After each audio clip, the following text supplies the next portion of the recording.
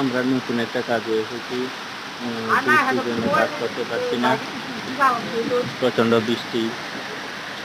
সবাই বসে আছি এখন।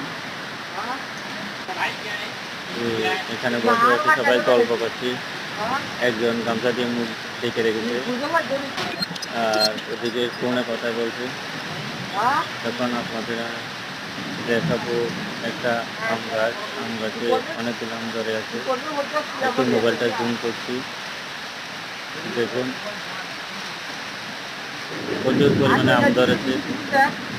প্রচণ্ড বৃষ্টি। মোবাইল জুম করছি, দেখুন এই আমগুলি দেখাচ্ছি। এই দেখেন প্রচুর আম। প্রচণ্ড বৃষ্টি, প্রচণ্ড বজ্রপাতও হচ্ছে।